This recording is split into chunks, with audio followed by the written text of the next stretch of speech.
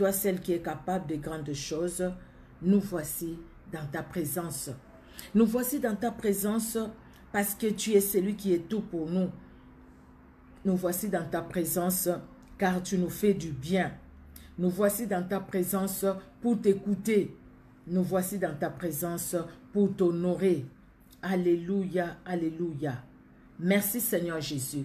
Tu es roi et tu es redoutable. Tu es bon dans ton amour. Tu es bon dans ta bonté. Tu es bon dans ta miséricorde. Tu es bon dans ta main puissante et agissante. Et tu es bon. Nous voici Seigneur Dieu de gloire dans ta sainte présence. Oui, dans ta sainte présence éternelle pour t'honorer. Dans ta sainte présence éternelle Dieu de gloire pour te glorifier. Dans ta sainte présence pour te dire combien tu es bon. Combien tu es bon, combien tu es grand, combien tu es grand, combien tu es redoutable, oui, combien tu es redoutable. Dans ton amour, dans ta fidélité, dans ta grandeur, tu es redoutable. C'est pourquoi, Seigneur, quand nous nous tenons devant toi, c'est avec crainte et tremblement. C'est avec assurance parce que nous savons que tu es tout pour nous. Ce n'est pas pour le plaisir d'être devant toi, mais c'est parce que nous comprenons ce que tu es, ce que tu as, et ce que tu fais dans chacune de nos vies, et ce que tu es capable d'accomplir, Éternel. Tu peux tout, rien n'est impossible à toi. À toi l'honneur, Seigneur, à toi la gloire éternelle, Dieu d'amour, car tu es Dieu. Alléluia. Nous allons bien aimer nous recommander entre les mains du Seigneur. Nous allons dire à notre Dieu, Seigneur Dieu de gloire, nous voici dans ta présence. Nous sommes des humains, nous trébuchons, nous péchons. Pardonne nos fautes et libère-nous. Que le sang de Jésus-Christ nous lave. Que le sang de Jésus-Christ nous sanctifie. Parce que nous avons besoin d'être sanctifiés par le sang de Jésus. Et nous avons besoin d'être agréables à notre Dieu. Afin que rien ne nous empêche de pouvoir bénéficier, de pouvoir contempler sa gloire, de pouvoir recevoir de lui. Car la Bible nous dit, la main de l'Éternel n'est pas pour sauver, ni ses oreilles dures pour entendre, mais ce sont nos péchés, nos iniquités qui mettent une séparation entre notre Dieu et nous. Donc, nous allons demander que le sang de Jésus-Christ nous sanctifie. Nous avons besoin, Seigneur Dieu de gloire, de ton sang, de ce sang précieux et glorieux. Que le sang de Jésus-Christ lave tout un chacun de nous. Que le sang de Jésus-Christ nous purifie, nous sanctifie. Et que le sang de Jésus-Christ agisse dans nos familles, éternel Dieu d'amour. Au nom puissant de Jésus-Christ de Nazareth. Merci parce que ce sang est précieux, il est glorieux. Et ce sang agit encore aujourd'hui. Alléluia. Merci Seigneur. Nous prions, bien-aimés, pour que le Seigneur dans son amour nous remplisse de la plénitude du Saint-Esprit. Nous avons besoin du Saint-Esprit. Sans le Saint-Esprit, nous ne pouvons rien faire. Et c'est pourquoi nous avons besoin que le Saint-Esprit nous remplisse. Que le Saint-Esprit nous remplisse. Alléluia. Oui, c'est vrai, Seigneur Dieu de gloire, que sans le Saint-Esprit, nous ne pouvons rien faire. Nous ne pouvons rien, Seigneur, sans le Saint-Esprit. C'est pourquoi nous te prions de nous remplir de la plénitude de ton Esprit Saint. Que le Saint-Esprit nous remplisse. Que le Saint-Esprit, Seigneur, conduise ces moments. Jésus-Christ, nous te laissons les premiers mots depuis que nous avons commencé la prière. Les mots du milieu et les mots de la fin. Seigneur, commence avec nous, chemine et termine avec nous. Transmets ce que tu veux à ton peuple. Parce que tu vois comment le cœur de ton peuple souffre. Tu vois combien, éternel, enfants, tes enfants que nous sommes. Mais combien de fois nous sommes dans une souffrance. Combien de fois, Seigneur, la souffrance nous aveugle. Combien de fois, éternel, à cause de la souffrance, nous oublions même tes promesses. Combien de fois, éternel Dieu de gloire, il nous arrive cela, éternel. Nous avons besoin de ton Esprit Saint pour comprendre. Saint-Esprit, moi je suis faible. Dans mes faiblesses, j'ai des mots aussi qui sont faibles. Je te prie, Seigneur, de mettre des mots qu'il faut dans ma bouche, afin que ces mots puissent toucher un cœur, toucher une âme, toucher une vie, afin que ce soir, qu'il y ait une âme, Seigneur, qui soit sauvée, afin que ce soir, qu'il y ait, Seigneur, une personne qui prenne la décision de revenir à toi, Seigneur, malgré la souffrance qui est encore là peut-être, malgré, Seigneur, tout ce qu'il peut traverser comme situation, mais de revenir à toi, de te faire confiance. Permets, Seigneur, que ces temps, Seigneur, qu'il y ait même une âme qui soit sauvée, une âme qui soit guérie, une âme, Seigneur Dieu de gloire, oh Seigneur, qui puisse se repentir, même une âme, oh éternel Dieu de gloire. La Bible nous dit qu'il y a une grande joie au ciel pour une seule âme qui s'est répandue, et qui s'est repentie, pardon.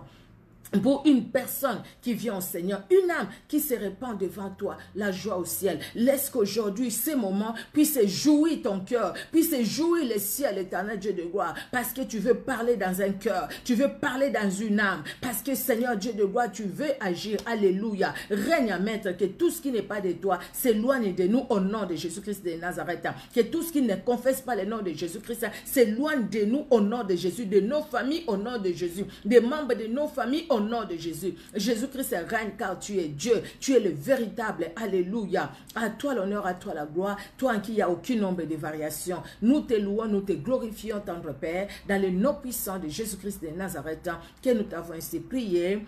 Amen. Amen, amen, amen. Que Dieu bénisse tout un chacun, bien-aimé. Merci pour vous qui êtes là, hein, que Dieu vous a vu, que Dieu vous bénisse. Merci pour les bien-aimés qui viennent nous rejoindre, qui vont nous rejoindre après. Vraiment que Dieu vous bénisse. Amen, amen. Merci pour vous qui partagez la vidéo. Partageons, bien-aimés. Si vous avez l'opportunité, partagez la vidéo.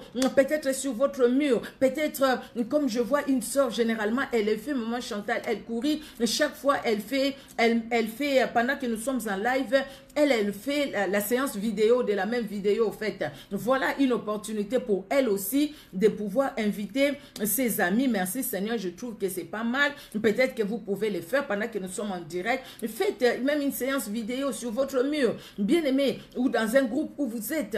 Il y a une âme qui sera sauvée. Dieu ne parle pas en vain. Quand Dieu veut nous parler, Dieu nous envoie une parole. C'est parce que Dieu veut, au travers de cette parole-là, nous sauver. Dieu veut, au travers de cette parole-là, nous libérer. Pendant que je parle, bien aimé, j'en profite aussi pour partager dans quelques groupes.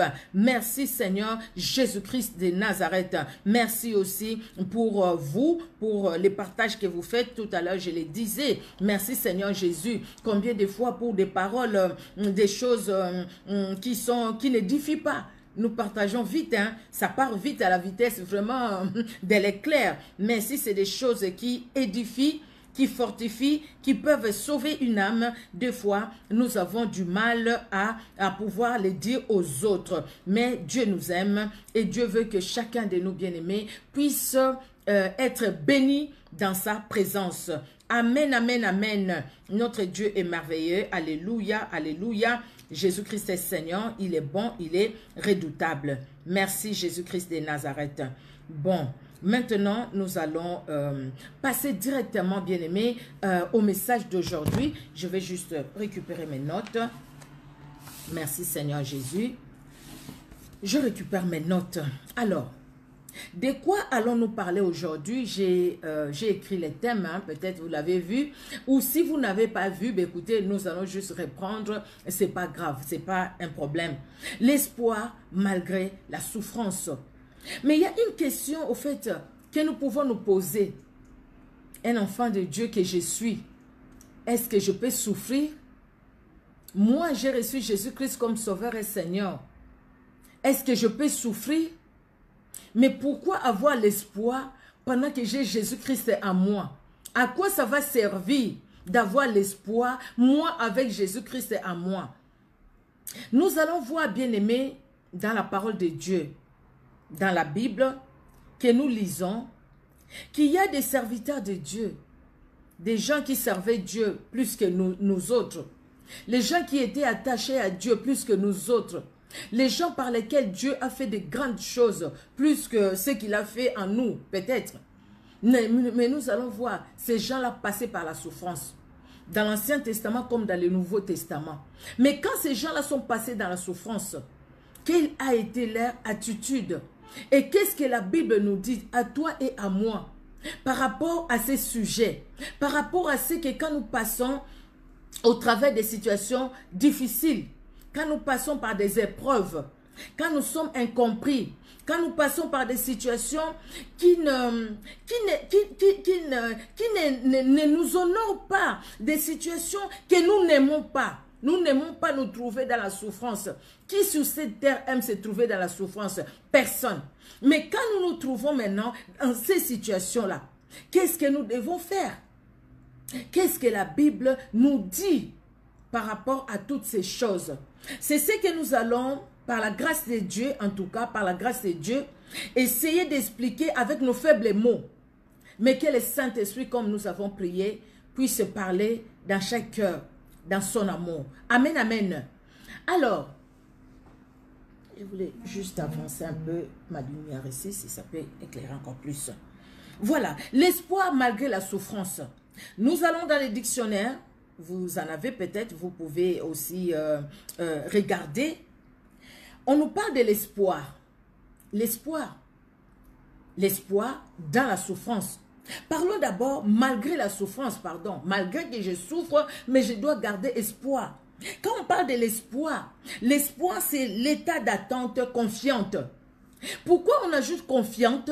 Parce que si on n'a pas la confiance, on ne peut pas avoir l'espoir ou on ne peut pas bien espérer.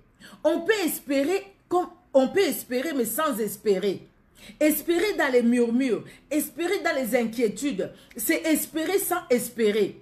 Espérer dans les inquiétudes, dans les soucis, c'est dire Seigneur, je compte sur toi et en même temps dire à Dieu, tu ne peux rien faire pour moi.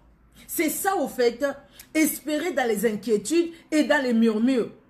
Dire à Dieu, oui je crois. En même temps dire à Dieu, non, je vais chercher à faire aussi par moi-même. Vous voyez bien aimé. Donc l'espoir, c'est l'état d'attente confiante. Donc j'ai confiance, j'attends. J'attends dans la confiance.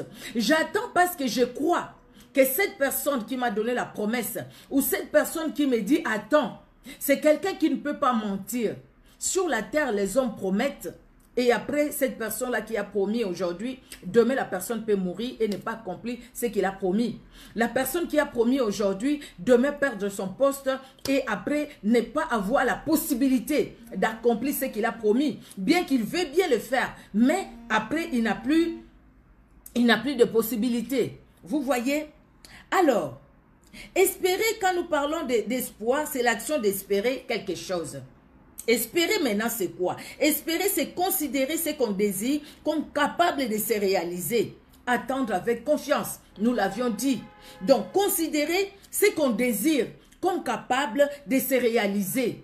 Je désire avoir une voiture, mais moi, je me dis, je considère comme capable que je peux avoir une voiture. Je considère comme capable que je peux avoir des enfants, que je peux avoir un mari, que je peux avoir une épouse. Je considère comme capable que je peux finir mes études, que je peux avoir un travail, que je peux avoir telle chose ou telle autre. Vous voyez bien aimé? Donc c'est ça espérer. Mais maintenant, l'espoir, espérer malgré la souffrance. Mais la souffrance c'est quoi? C'est quoi, pardon? La souffrance, c'est le fait de souffrir. Oui, je souffre, donc je suis dans la souffrance. La souffrance, c'est la douleur physique ou morale que je peux sentir. Donc, souffrir, parce que la souffrance, c'est le fait de souffrir. Souffrir, c'est supporter quelque chose de pénible. Quelque chose qui est insupportable, mais je le supporte. Je suis dans une maladie, vraiment pas possible. Mais je supporte. Je ne veux pas aller écourter ma vie à cause de cette maladie-là. Mais je supporte. C'est endurer. C'est subir. Je suis en train de subir une situation.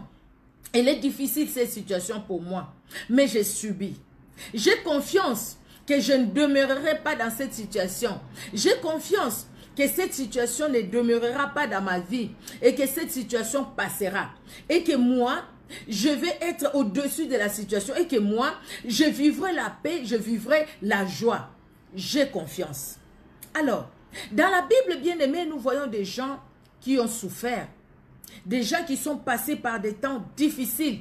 Mais malgré leur souffrance, je l'ai dit à l'introduction, malgré leur souffrance, ces bien-aimés nous apprennent au fait comment ils ont, malgré leur souffrance, resté attachés au Seigneur, ou tourner toujours les regards vers Jésus-Christ de Nazareth, vers Dieu. Alléluia. Parce que dans l'Ancien Testament, on ne parle pas encore de Jésus-Christ de Nazareth. Alors, citons les cas de Job. Il y a les cas de Job que nous connaissons. En ce moment, nous sommes en train de lire aussi nous avions lu les livres de Job, les cas de David, les cas de Jérémie dans l'Ancien Testament. Nous allons prendre nos Bibles. Alors, nous allons prendre nos Bibles. Nous allons commencer par les cas de David.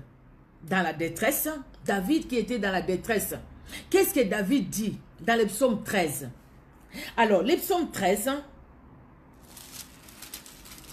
la Bible nous dit, nous allons lire du 1er verset au 5e verset. Le psaume 13. Au chef des chantres, psaume de David. Jusqu'à quand, Éternel, m'oublieras-tu sans cesse? Jusqu'à quand me cacheras-tu ta face? Jusqu'à quand aurai-je des soucis dans mon âme et chaque jour des chagrins dans mon cœur? Jusqu'à quand mon ennemi s'élèvera-t-il contre moi?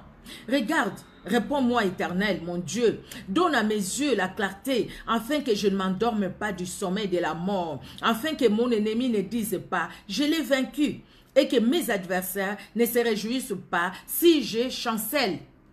Donc, nous sommes ici devant quelqu'un qui est dans une situation catastrophique, une situation dure, un combat qui ne finit pas. Nous connaissons un peu l'histoire de David parce que nous avions lu la Bible. Comment lui qui était oint, le oint de Dieu, j'ai trouvé David, fils d'Isaïe, l'homme selon mon cœur, quand Dieu va envoyer Samuel pour le oindre. Et comment Dieu va l'amener jusque dans le palais royal chez Saül parce qu'il devait apprendre à diriger. Et comment Saül va être en colère contre David. Les combats de David commencent quand il a la victoire sur Goliath. C'était un géant. Et même Saül fouillait Goliath. Mais David va aller parce que Dieu voulait ces jours-là élever David. Dieu voulait montrer à David ces jours-là que c'est moi qui te mets devant ces peuples. C'est pourquoi il a dit, tu viens devant moi avec ton arc, tout ce que tu as, tes armes à toi, ta taille et tout ce que tu as, mais moi, je viens devant toi au nom de l'Éternel des armées. Dieu lui donne la victoire, mais Saül est en colère. Parce que les femmes ont chanté. Parce que les femmes ont chanté pour David, 10 000 pour lui, l'autre là, il donnait peu. Alors pour Saül, les combats commençaient. Il a enduré tout ça. Quand c'était fini, c'était son propre fils Absalom. Et les autres tout autour qui l'ont combattu. Mais Dieu a soutenu David. Dieu a défendu David. Ici, nous sommes devant quelqu'un qui parle pendant qu'il est encore dans la souffrance, pendant qu'il n'est pas encore assis dans le palais royal, dans la paix et dans la joie, pendant qu'il est encore poursuivi, pendant qu'il est encore de fuir, pendant qu'il est encore de se cacher, pendant qu'il ne sait pas ce qu'il peut faire. Même sa famille ne sait pas ce qu'il peut faire pour sa famille. Et il dit à Dieu, mais jusqu'à quand, Seigneur? Jusqu'à quand m'oublieras-tu? Vous voyez? Donc il trouve que non, Dieu m'a oublié. Parce que je ne peux plus continuer à souffrir comme ça. Peut-être que toi aussi tu l'as dit. Tu trouves que Dieu t'a oublié. Parce que ta situation, tu trouves qu'elle est amère. Tu ne peux pas l'avaler. Ou tu ne peux plus continuer à l'avaler. Cette situation, elle est difficile, elle est compliquée. Jusqu'à quand, Seigneur, me cacheras-tu ta face? Donc c'est quelqu'un qui se dit, mais Dieu m'a oublié. Dieu ne me montre même pas sa face. Dieu ne me connaît plus. Il dit, jusqu'à quand des soucis dans mon âme? Donc c'est quelqu'un dont l'âme est dans l'amertume. L'âme est dans les soucis. L'âme pleure. Il est dit lui-même, chaque jour des chagrins dans mon cœur. Jusqu'à quand mon ennemi s'élèvera-t-il contre moi? Parce que l'ennemi me poursuit. Je crie à toi, mais l'ennemi continue à me poursuivre. L'ennemi peut-être se frotte les mains. Il se dit, voilà, je l'ai eu. Je l'ai eu, David. Voilà ce que je vais faire. Regarde lui, il pleure. Regarde, David est toujours dans la souffrance. Il dit, jusqu'à quand? Il était dans une souffrance. Dans une souffrance. Un combat qui ne se terminait pas. Aujourd'hui, c'est elle qui le combat. Dans le demain, c'est elle. Quand il va même chercher à fuir, il va rencontrer quelqu'un qui va encore rencontrer à Saül. C'était dur sa vie. Il allait même se cacher dans les cavernes pour qu'on ne le voit pas. Des fois, il a manqué même à manger. C'était dur pour lui. Il était dans la détresse. C'était dur pour lui. Il a dit lui-même, il est dit jusqu'à quand? Parce que la souffrance, elle était là. Nous allons voir Job. Alors, Job au premier chapitre, bien-aimé, Job chapitre 1er, nous allons lire du 13e au 19e verset. Job 1er du 13e au 19e verset, c'est ce que nous allons lire au nom de Jésus-Christ de Nazareth. Ah, voilà. Là, c'est mieux. Pardon, hein, pour que juste je voie bien. Merci pour la lumière. Alors, Job au chapitre 1er, de 13 à 19. La Bible nous dit: un jour que les fils et les filles de Job mangeaient et buvaient du vin dans la maison de leur frère aîné, il arriva auprès de Job un messager qui dit: le bœuf labouré et les ânesses pesés à côté d'eux. Les Sabéens se sont jetés dessus, les ont enlevés et ont passé les serviteurs au fil de l'épée. Et je me suis échappé moi seul pour t'en apporter la nouvelle. Il parlait encore lorsqu'un autre vint et dit: le feu de Dieu est tombé du ciel et a embrassé les brebis et les serviteurs et les a consumés. Et je me suis échappé moi seul pour t'en apporter la nouvelle. Il parlait encore lorsqu'un autre vint et dit: des Chaldéens formés en 3 bandes se sont jetés sur les chameaux, les ont enlevés et ont passé les serviteurs au fil de l'épée. Et je me suis échappé moi seul pour t'en apporter la nouvelle. Il parlait encore lorsqu'un autre vint et dit: tes fils et tes filles mangeaient et buvaient du vin dans la maison de leur frère aîné. Et voici un grand vent est venu de l'autre côté du désert et a frappé contre les 4 coins de la maison. Elle s'est écroulée sur les jeunes gens. Ils sont morts. Et je me suis échappé moi seul pour t'en apporter la nouvelle. Vous avez écouté ça? Les choses qui viennent et qui viennent. Donc au même moment, tu reçois 4 mauvaises nouvelles. Au même moment. Il y a des gens qui disent: mais moi c'est comme si les soucis connaissent ma chambre. Les soucis connaissent l'adresse de mon appartement. Ils connaissent l'adresse de mon immeuble. Ils connaissent l'adresse de ma maison. Même si je fouille de tel côté pour l'autre, moi qui croyais qu'en quittant l'Afrique, en venant en Europe, je serais mieux, mais j'ai toujours des soucis. Moi qui croyais, mais je me sens, j'ai toujours des soucis. Moi qui croyais que quand je veux me marier, j'aurais plus de soucis. Je me suis mariée.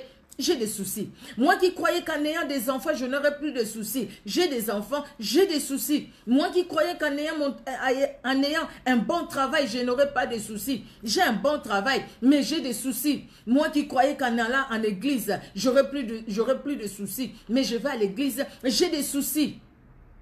J'ai des soucis. Il y a un enfant qui chantait chez nous, mais aujourd'hui c'est une dame, elle a des enfants et tout. Et dit: mais pourquoi moi toujours comme ça? Pourquoi toutes ces souffrances dans ma vie? La souffrance a commencé depuis mon enfance. Jusqu'à aujourd'hui, j'ai grandi, j'ai vieilli, toujours dans la souffrance. Oh Jésus, ne me laisse pas. Oh Jésus, viens à mon secours. Jésus-Christ, viens à mon secours. Parce que la souffrance, elle est plus forte.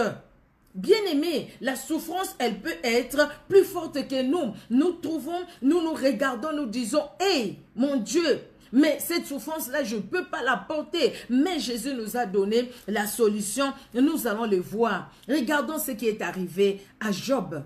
Au même instant, pendant que l'un parlait, l'autre vient.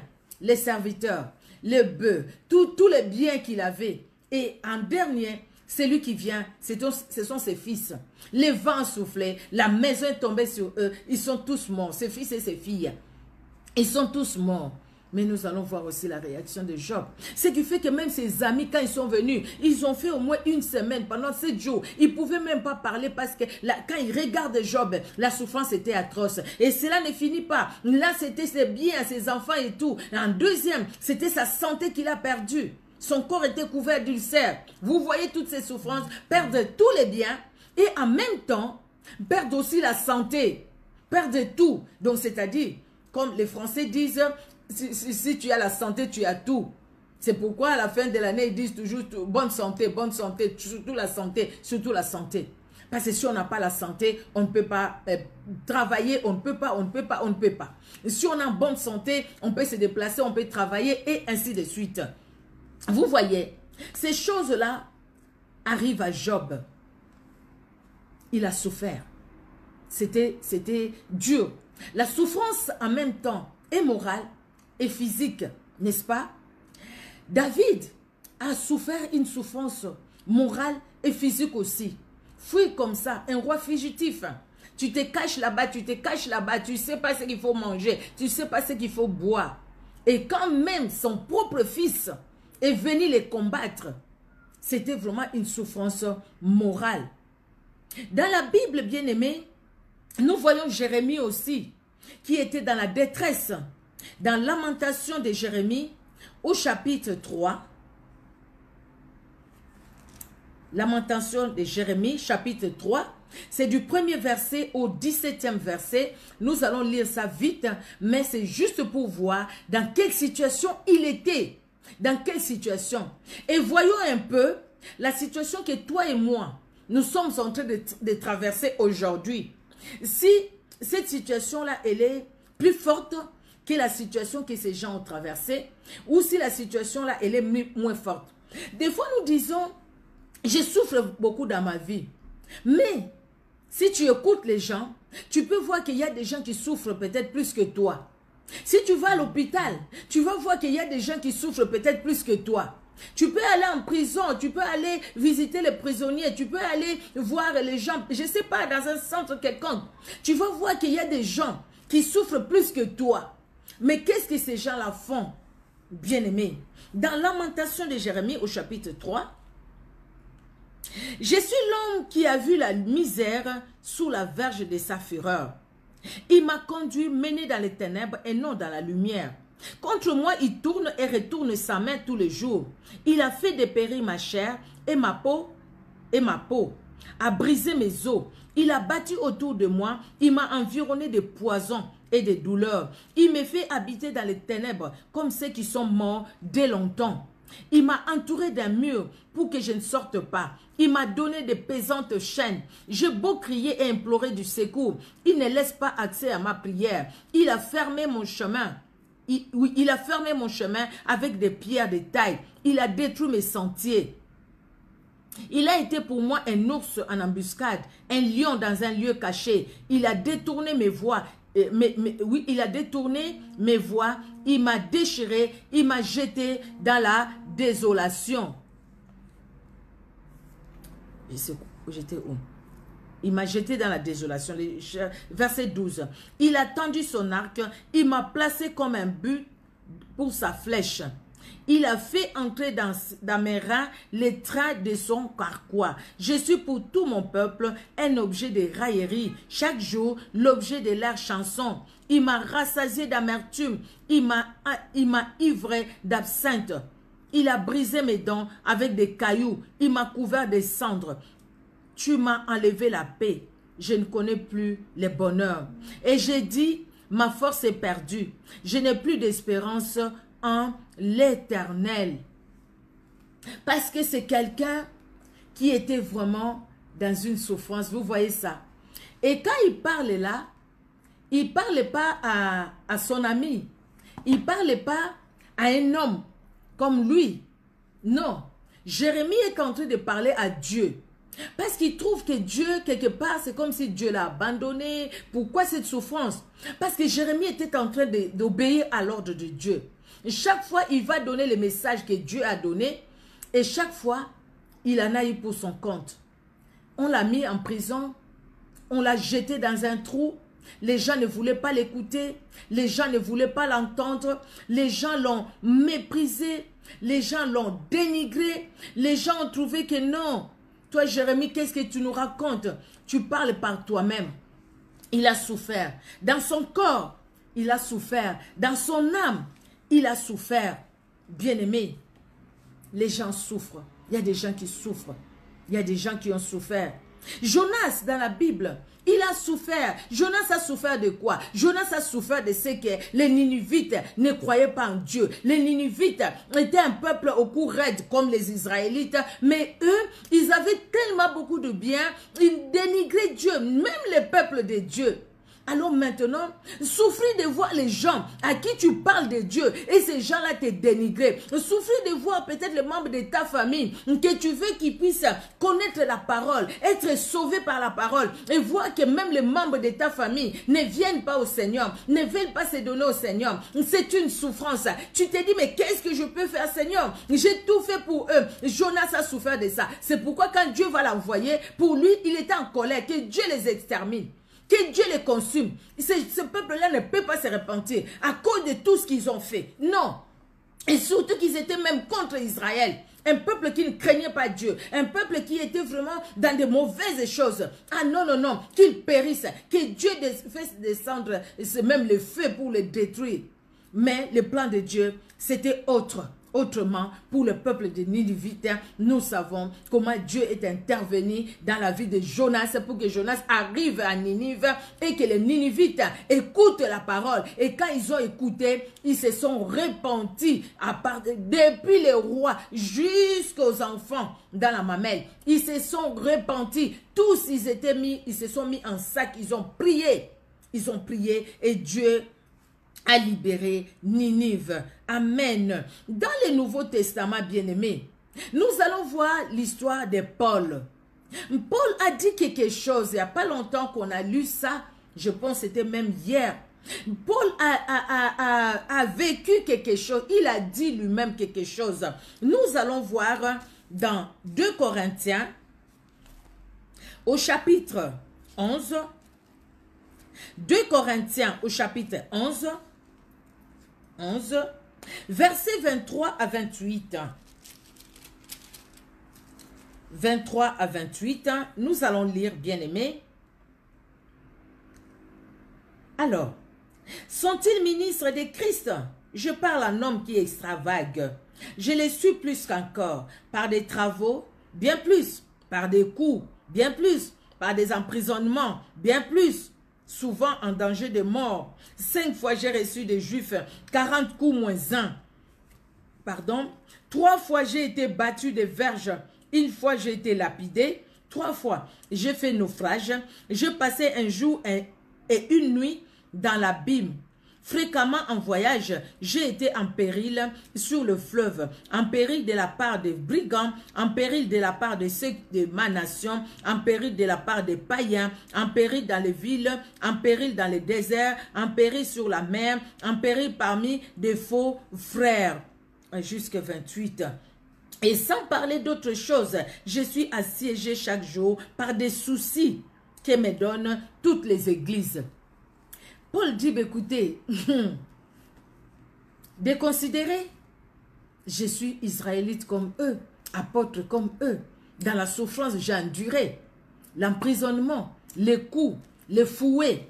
Une fois, on m'a laissé lapider, on m'a laissé comme mort. J'ai souffert. Il a dit, chaque jour, et sans parler d'autre chose, je suis assiégé chaque jour par les soucis que me donnent toutes les églises.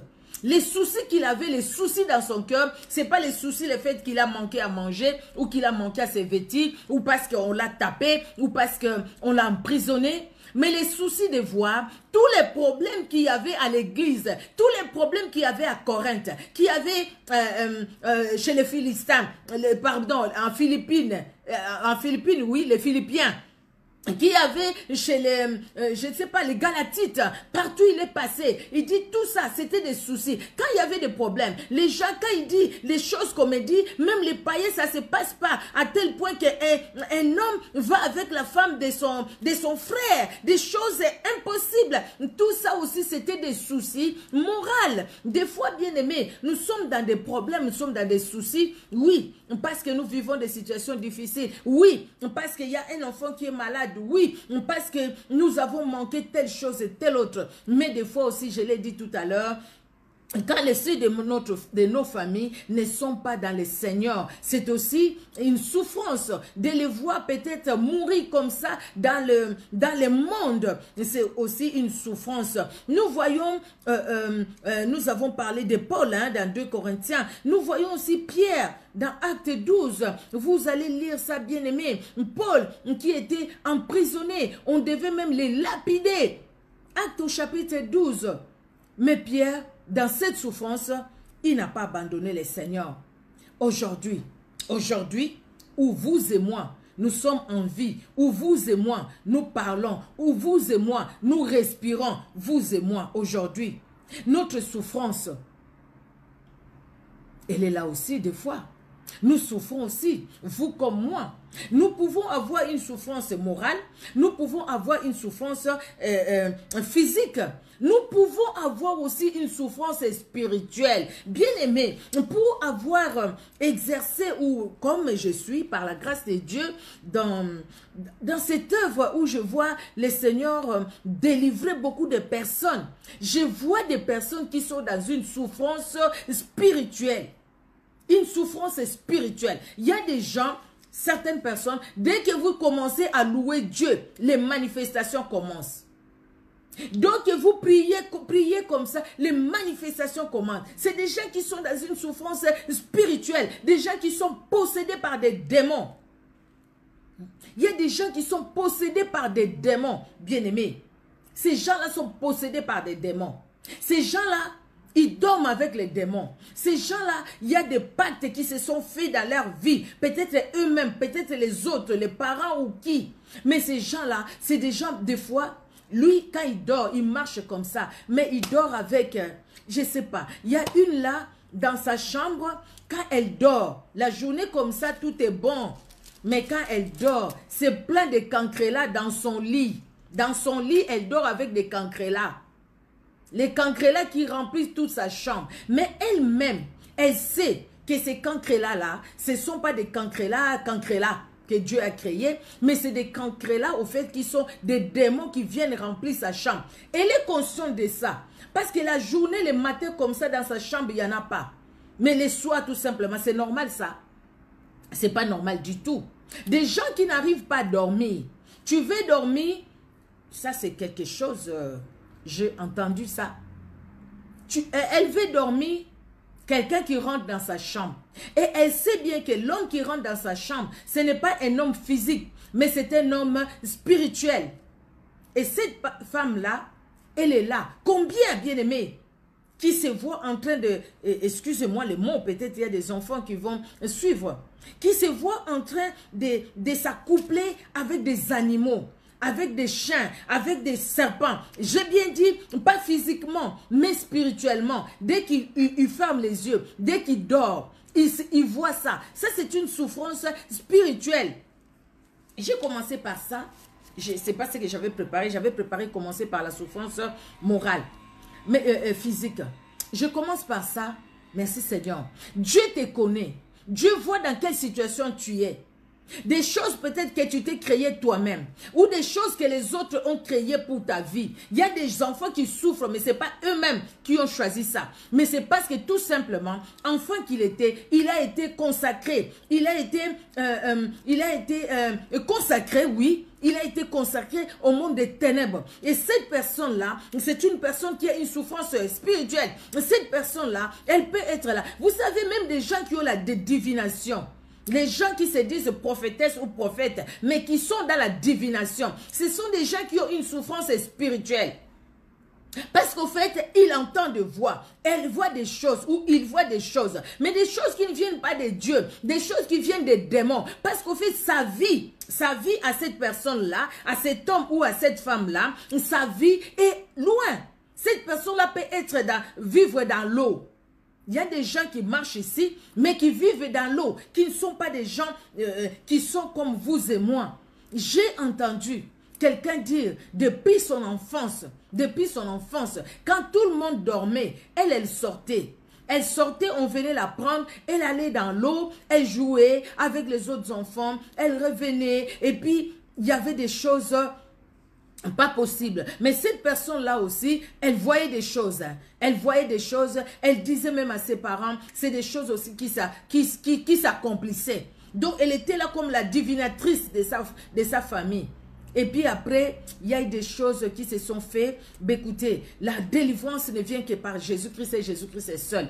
Tu es peut-être dans une situation, dans une souffrance morale. Ça, nous parlons d'aujourd'hui. Dans l'Ancien Testament, nous avions vu ces gens-là souffrir. Les gens qui nous ont, les frères qui nous ont précédés dans la foi. Dans le Nouveau Testament, les disciples ont souffert. Ils ont souffert. Ils ont été fouettés. Ils ont été tapés. Ils ont été tués. Ils ont été décapités. Étienne, nous voyons, c'est une souffrance. Pendant que tu es là, les gens te jettent des pierres et tu sais que tu vas mourir, c'est ta fin. On te jette des pierres pour que tu meurs et tu sais que tu vas mourir. Mais dans cette souffrance-là, Étienne lève les yeux au ciel. Il dit, je vois Jésus-Christ est debout, le ciel ouvert, et Jésus-Christ est debout à la droite du Père. Jésus-Christ est debout parce que Jésus-Christ était là. Jean, dans la prison, Jean trouve que non, la souffrance est là atroce. Il demande même, allez lui demander. C'est lui qui devait venir ou il y a une autre. Parce qu'en fait, si c'était lui, mais il devait me délivrer de la prison. Comment il me laisse dans la prison? Mais Jésus-Christ savait. Il savait ce qu'il faisait. Il savait de quelle mort Jean devrait mourir. Jésus-Christ le savait. Vous voyez, bien-aimés, vous voyez, c'est des souffrances. Aujourd'hui, vous et moi, je vous assure, je le dis devant Dieu, il y a des gens qui sont dans une souffrance spirituelle. Vous savez, des fois, nous négligeons la souffrance spirituelle. Nous voyons la souffrance physique parce que je suis malade, parce que je manque telle chose ou telle autre, parce que je marche à pied, parce que je n'ai pas de voiture, parce que j'arrive pas à m'acheter une voiture, parce que je n'ai pas de travail. Et je manque le pain, et que je ne peux pas nourrir mes enfants, je ne peux pas payer les frais scolaires, je ne peux pas faire ci, je ne peux pas faire ça, dans les pays où on paye des frais scolaires. Je peux le dire, je suis dans une souffrance. Physiquement, je souffre. Quelqu'un peut tomber malade parce que tout simplement, il s'est fait des soucis à cause d'un problème ou d'un autre. Je suis dans une souffrance morale. Oh, la perte des parents, la perte les ruptures de fiançailles. Que ce soit l'homme ou la femme, c'est une souffrance dans son cœur. Parce que j'ai perdu ma fiancée, j'ai perdu mon fiancé. Mon fiancé ne veut plus de moi. Ma fiancée ne veut plus de moi. Et surtout si tu apprends que ton fiancé est en train de sortir avec ta meilleure copine, ta meilleure amie, celle-là même à qui tu allais tout dire, celle-là même, ton ami là, à qui tu disais tout de ton fiancé, la même personne, il t'a dribblé. Un coup de pied, tu es tombé par terre. Et lui, il est allé avec ton fiancé. Et quand tu lui dis, elle te dit aussi, écoutez, la vie, c'est comme ça. La vie appartient aux violents. Mais écoutez, c'est le plus fort qui gagne. C'est la loi du plus fort. Tu n'étais pas fort, mais écoutez, tu restes par terre. Moi, j'ai été forte. Et ben voilà, et ben voilà. Combien? Peut-être une personne à qui tu faisais confiance. Tu peux tomber malade. Hein? Donc, ta souffrance morale peut devenir une souffrance spirituelle. Physique. Et cette souffrance morale qui est physique, tu peux tomber malade. Cette même souffrance peut devenir spirituelle. Je vous annonce déjà que nous n'allons pas finir aujourd'hui. C'est un thème important. Bien aimé, nous allons finir par la prière. Je ne sais pas dans quelle situation vous êtes. Tous, vous et moi, il nous arrive de passer par des moments difficiles. Partagez la vidéo. Même si vous ne l'avez pas fait tout de suite, faites-le. Le Seigneur... Oh, merci Seigneur Jésus. C'est une pub au fait du téléphone. Ça vient toujours comme ça. Oh mon Dieu. Bon, merci Seigneur qu'on a repris la vidéo. Merci Seigneur. Je ne sais pas dans quelle situation tu es. Nous devons nous le dire. C'est la vérité. Vous savez, bien aimé, la souffrance physique peut entraîner une souffrance spirituelle. La souffrance morale peut entraîner une souffrance spirituelle. Le diable, c'est un voleur. Il vient pour voler, Jean 10:10, pour détruire, pour égorger. Donc lui, il ne va pas attendre que tu ouvres un boulevard pour qu'il vienne. Hein. Il ne va pas demander ton avis. Hein. Il ne va pas te dire, puis-je entrer ou pas. Jésus-Christ frappe à la porte. Il dit, c'est lui qui entend ma voix et ouvre, j'entrerai. Jésus-Christ demande la permission. C'est nous qui disons, Jésus, je te reçois comme mon sauveur et Seigneur. Ou c'est nous qui disons, je ne veux pas de toi comme mon sauveur et Seigneur. Mais le diable ne demande pas la permission. Il suffit que nous-mêmes, nous puissions ouvrir une porte. Il suffit que les autres ouvrent une porte. Or, la souffrance peut ouvrir une porte dans nos vies. La souffrance, bien-aimé, la souffrance, elle peut ouvrir une porte dans nos vies. C'est pourquoi quand la Bible nous dit de nous décharger sur Jésus-Christ, La Bible a raison. Quand la Bible nous dit que nous prenons nos fardeaux et que nous puissions les déposer à la croix de Jésus-Christ, la Bible a raison. Jésus-Christ dit, déchargez-vous sur moi de tous vos fardeaux et moi-même je prendrai soin de vous. Jésus-Christ a raison. Il sait pourquoi il est dit. Parce qu'il sait que l'ennemi de notre âme, celui qui ne nous aime pas, celui qui nous a haïs, depuis le jour où nous avions reçu Jésus-Christ comme Sauveur et Seigneur, celui-là qui t'a haï, qui m'a haï, lui, il cherche une occasion, il cherche une porte. Et quand tu vois une porte ouverte, il en profite. Je parlais, bien aimé, des souffrances physiques. Vous pouvez être malade, c'est une souffrance physique. Vous pouvez manquer l'argent. L'argent pour vous faire soigner. C'est moral, en même temps physique aussi, parce que physiquement vous souffrez. Vous pouvez souffrir parce que vous avez des enfants qui sont insoumis, des enfants qui ne vous écoutent pas. Vous pouvez dire, mais pourquoi? Mes enfants sont comme ci, les enfants sont comme ça. Vous pouvez avoir un homme ou une femme qui vous cause des problèmes. Et nous entendons ça, bien aimé. Je préfère être seul que mal accompagné. Nous l'entendons, non? Je préfère être seul que mal accompagné. Je trouve que je suis mal accompagné et les gens se séparent. Les gens se séparent. Hier, j'écoutais une dame et je l'ai écoutée pendant longtemps. Quand elle m'a parlé de son divorce, nous sommes en train de divorcer. Je dis, mais pourquoi? Il y a des enfants. Elle m'a expliqué. Je vois dans quelle souffrance était cette femme. Ou dans quelle souffrance aussi était son mari. Donc, et elle dit, bah, écoutez, tu sais quoi, Micheline? Je pense que nous deux, on souffrait. Lui, il souffrait, moi aussi, je souffrais. C'était une souffrance, donc on devait se mettre chacun de son côté. Bon. Ils ont fait ce qu'ils ont fait. Voilà. Là, c'est eux qui voient. Mais il y a des gens qui sont dans une souffrance. Peut-être que dans ton foyer, tu souffres. Ton mari te bat. Ton mari te trompe. Qu'est-ce qui se passe? Qu'est-ce qui se passe? La 4G ne veut pas répondre. Mon Dieu. Vous voyez, c'est une souffrance. Bien aimé, nous pouvons être dans une souffrance morale. Déjà, quand il y a les ruptures de fiançailles, elle est morale, physiquement on peut tomber malade. Quand il y a la mort d'un être cher, c'est une souffrance. C'est pourquoi je l'ai dit, je le répète, vous qui condamnez les autres, vous qui êtes là pour critiquer les autres parce qu'il a connu des problèmes dans sa famille, pour vous moquer des autres parce que cette personne a perdu telle autre personne dans sa famille. Non. Ne nous moquons pas des autres, ne les critiquons pas, parce que ça ne dépend pas d'eux. Si tu perds un membre de ta famille, c'est une souffrance. Moralement, tu souffres. Si tu perds un être cher, un papa, une maman, une soeur, un frère, un enfant, c'est une souffrance morale. C'est terrible. Alors, vous les moqueurs, attendez. Et si vous comprenez que cette personne-là est vraiment dans une souffrance, vous allez ajouter la souffrance sur la souffrance. C'est comme les 3 amis de Job. Nous les en avons tout autour de nous. Qui viennent faisant semblant de compatir, mais qui au fait ils sont venus pour te critiquer, pour te cribler, pour te mettre par terre, pour te dire que c'est toi qui as mal fait. Tu l'as mérité. Au fait pour te dire bien fait pour toi. Même s'ils ne le disent pas comme ça, mais par leur façon de parler. Bien aimé, la souffrance morale. Quand on est incompris, incomprise, quand on souffre de l'ingratitude, tu sais à combien de personnes tu as fait du bien? Peut-être même des personnes que tu as fait venir en Europe. Mais regarde l'attitude de ces personnes-là envers toi. Tu vois comment ces personnes se comportent envers toi. Les mêmes personnes, tu as payé les billets. Les mêmes personnes, tu as fait les démarches. Les mêmes personnes, ils sont arrivés, tu les as réussi. Peut-être ils étaient du même quartier que toi, dans ton pays. Ils sont venus, il y avait personne pour les recevoir. Tu les as réussi chez toi. Tu vois ce qu'ils t'ont fait?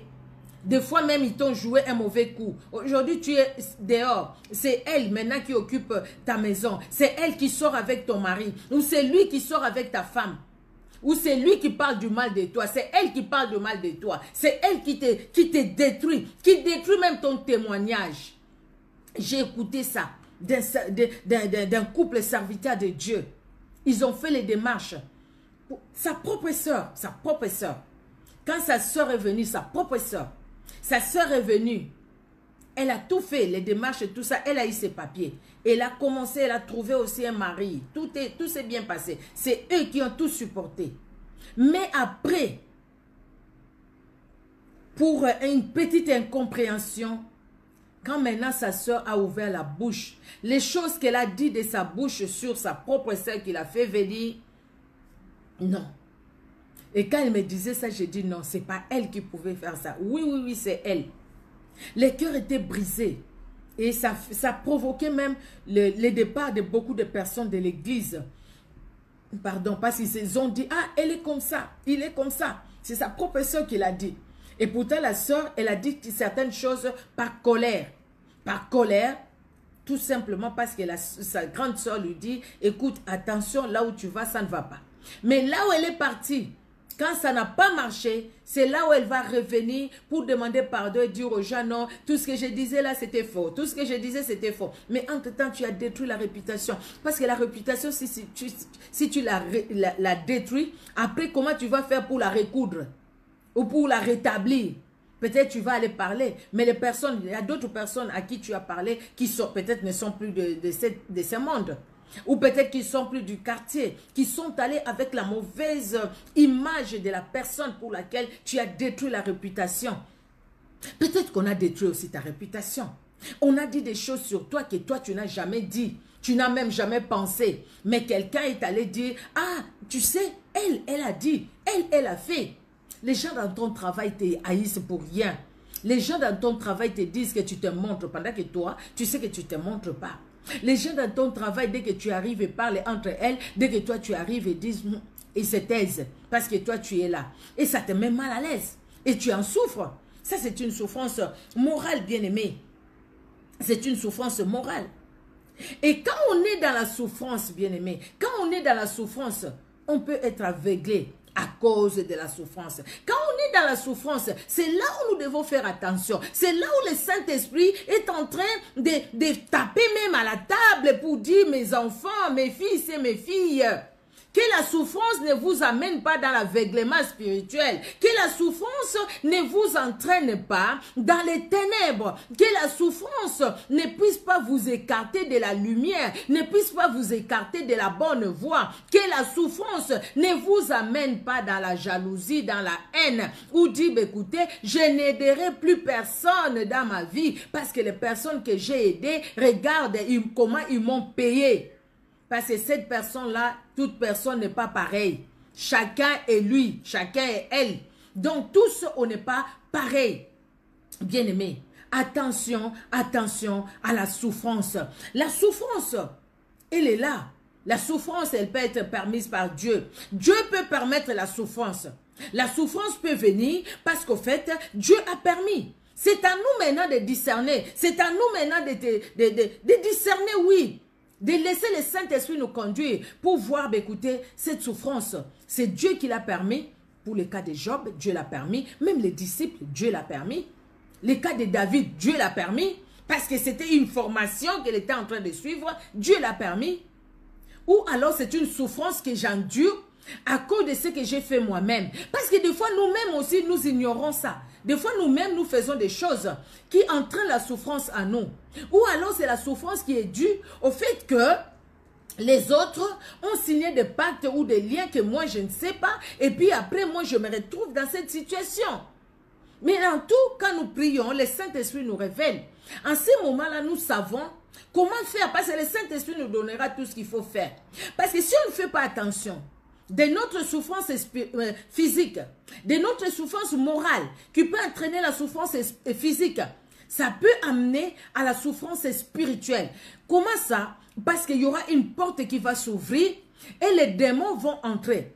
Et les démons, quand ils entrent, ils vont vraiment nous faire souffrir. Pourquoi? Parce qu'ils viendront pour tuer. pour dérober, pour détruire. Ils vont détruire les dons que Dieu nous a donnés. Ils vont détruire la santé que Dieu nous a donnée. Ils vont détruire la joie que Dieu nous a donnée. Ils vont détruire la paix que Dieu nous a donnée. Et quand nous n'aurons plus la paix, quand nous n'aurons plus la joie, quand nous n'aurons plus la santé spirituelle, la santé physique, la santé morale, n'est-ce pas une souffrance? Mais cette souffrance-là maintenant sera due au démon et cette souffrance-là deviendra une souffrance spirituelle. C'est pourquoi le Seigneur veut que nous puissions faire attention, bien-aimés. Mais quelle attitude avoir, bien-aimés, avant la souffrance, pendant la souffrance et après la souffrance? C'est ce que nous allons voir la semaine prochaine par la grâce de Dieu. Et je pense que nous allons le faire ça les mercredis comme d'habitude, mais je vous écrirai. Vous voyez, bien-aimés, la souffrance, elle est là. Jésus-Christ lui-même a souffert. Il a souffert, mais c'était pour toi, c'était pour moi. Ésaïe 53 nous le dit. Lui qui n'a rien fait, mais il a accepté la souffrance pour que toi et moi nous soyons sauvés. On a regardé Jésus-Christ comme quelqu'un qui avait péché. Quelqu'un qui était maudit parce qu'il a porté la malédiction qui pesait sur toi et sur moi. Mais aujourd'hui, ne retournons pas dans la malédiction parce que c'est une souffrance. Donc, ne permettons pas à l'ennemi de pouvoir agir au travers des situations que nous traversons. Parce qu'il y a des situations que nous traversons qui sont passagères. Dieu l'a permis, mais juste pour un temps. Et puis ça va passer. Mais nous maintenant, ne laissons pas cette situation-là. Combien de fois parce que nous sommes malades, nous ne voulons même pas lire la Bible. Nous ne voulons pas aller à l'église. Nous ne voulons pas que les gens nous parlent parce que nous sommes malades. J'ai vu des gens ici en Europe parce qu'ils n'ont pas encore de papier. Il se met en colère envers tout le monde. Parce qu'on lui a donné l'autorisation de quitter le pays. Tu te mets en colère, mais il y a des voies de recours. Va en recours. Ne t'énerve pas contre tout le monde. Quand tu vois son visage, il a toujours le visage fermé. Parce que pourquoi? Moi, je n'ai pas encore de papier. On m'a donné l'autorisation de quitter le territoire. Non, il y a des voies de recours. Ne va pas dans les mal, au fait. À cause, parce que tu souffres moralement. Ne va pas dans les mal. Ce n'est pas parce que tu connais une déception que tu vas t'en prendre à tout le monde. Non, ce n'est pas parce que tu es malade que tu vas t'en prendre à tout le monde. On a vu des gens qui avaient des sida, qui ont donné le sida à beaucoup de filles qui sont tombées dans leur piège par mauvais cœur, par jalousie, par haine, tout simplement à cause de sa souffrance morale, physique, et dit je ne vais pas mourir seul, je vais aller avec les autres aussi. Faisons attention, bien-aimés. Jésus-Christ, il a souffert pour toi et pour moi. Nous allons lire ça avant de finir pour aujourd'hui, bien-aimés.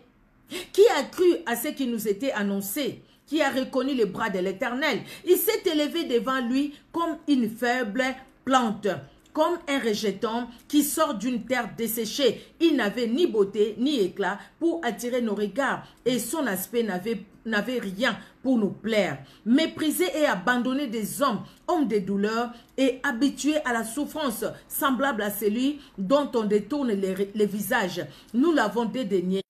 Ces pubs, je ne sais pas comment faire pour les enlever, mon Dieu. Désolé. Le verset 4. Cependant, ce sont nos souffrances qu'il a portées, c'est de nos douleurs qu'il s'est chargé, et nous l'avons considéré comme puni, frappé de Dieu et humilié. Mais il était blessé pour nos péchés, brisé pour nos iniquités. Le châtiment qui nous donne la paix est tombé sur lui, et c'est par ses maîtressures que nous sommes guéris. Ésaïe 53 du 1er verset au 6e verset. Comment Jésus-Christ méprisé et abandonné des hommes de douleur et habitué à la souffrance. Il a accepté cette souffrance pas pour lui. Il n'en avait pas besoin. Il pouvait rester là où il était. Il resterait toujours Dieu. Mais il a accepté la souffrance pour que toi et moi, dans notre souffrance, que ce soit physique, morale, spirituelle, que nous puissions nous tourner vers lui, tourner nos regards vers lui, bien-aimé. Ne pas regarder à la souffrance. La souffrance est là, bien-aimé, mais nous devons tourner nos regards vers le Seigneur, notre Dieu. Amen, amen. Nous allons parler la prochaine fois comment et quelle attitude avoir avant la souffrance pendant que nous n'avons encore rien, pendant que nous trouvons que tout est bien autour de nous, pendant que nous souffrons, quelle attitude avoir? Et après cette souffrance, quelle attitude avoir? Nous allons aller dans la parole de Dieu. Nous allons aller dans la parole de Dieu. Même les psaumes 13 que nous avions lu, le verset 6, nous voyons ce que David a fait. Et Lamentation de Jérémie chapitre 3 que nous avions lu, le verset 18, nous voyons ce que Jérémie a fait. Et nous allons voir ce que d'autres aussi ont fait. Paul, Pierre, qu'est-ce qu'ils ont fait, bien-aimés? Et qu'est-ce que la Bible nous dit? Ce qui est sorti de la bouche de Jésus-Christ lui-même. Jésus-Christ de Nazareth lui-même. Qu'est-ce que nous devons faire, bien-aimés? Avant cette souffrance que nous n'avons pas encore, peut-être, pendant que nous sommes en train de souffrir là, ou après cette souffrance que nous endurons aujourd'hui, sachons que tout passera. Et même cette souffrance-là passera. Amen, amen. Que Dieu bénisse tout un chacun dans son amour. Nous allons prier. Nous te louons, le Dieu de notre salut, notre haute retraite et notre bouclier. Merci et merci encore pour ce temps que tu viens de nous accorder, Seigneur. C'est vrai que toi, tu veux parler, tu as parlé à un cœur. Moi, je le crois, même les autres qui vont nous suivre en différé. Je crois, Père, que tu parleras dans un cœur et dans une âme. Et merci pour ta main puissante dans nos vies. Merci, Seigneur, parce que tu nous redresses, tu nous corriges et tu nous veux du bien. Tu nous fais du bien, Seigneur. Que l'honneur et la gloire montent à toi. Merci, Seigneur, parce que tu parles dans les cœurs de tout un chacun, afin que nous voyons devant, Seigneur, les épreuves dans nos vies, devant des situations difficiles dans nos vies, devant, Seigneur Dieu de gloire, des situations difficiles tout autour de nous, où les gens que nous voyons, que nous connaissons, dans des situations difficiles, quelle doit être notre attitude? Merci, Seigneur Dieu de gloire, de nous aider, et merci de nous corriger, merci de nous conduire. Cette soirée, nous te la recommandons, Seigneur, et notre prière est que toi, le Dieu qui te révèle, puisse te révéler puissamment dans le nom puissant de Jésus-Christ de Nazareth, que nous t'avons ainsi prié. Amen. Amen, amen, amen. Que Dieu bénisse tout un chacun, bien-aimé. Soyez richement bénis. Amen, amen. Dans la souffrance que tu endures, sache que Jésus-Christ est là. Amen. Jésus-Christ est là. Nous allons poursuivre, bien-aimés. Vous allez voir qu'il ne faut pas rater ça, que le Seigneur parlera dans votre cœur comme il a parlé aussi dans mon cœur et il agira. Pendant que nous parlons, le Saint-Esprit, il y a aussi des choses qui met en nous, des fois que nous n'avons pas préparé, mais le Saint-Esprit nous les dit parce que le Saint-Esprit te connais, toi qui suis maintenant et même toi qui vas suivre en différé. Soyez bénis, bien-aimés. C'est vrai, aujourd'hui, nous avions dit que nous allions faire les vendredis. Que Dieu bénisse tout un chacun. Vous avez un peu bousculé peut-être vos programmes, mais que Dieu se souvienne de vous, que Dieu vous voie. Amen. Soyez richement bénis. Dieu a vu tout un chacun. Que Dieu vous bénisse. Et on se donne rendez-vous à demain pour la parole de Dieu. Amen, amen. Soyez bénis. Au revoir. Au revoir. Amen, amen. Amen, ma vase d'honneur. Je reçois aussi vos bénédictions. Amen. Au revoir.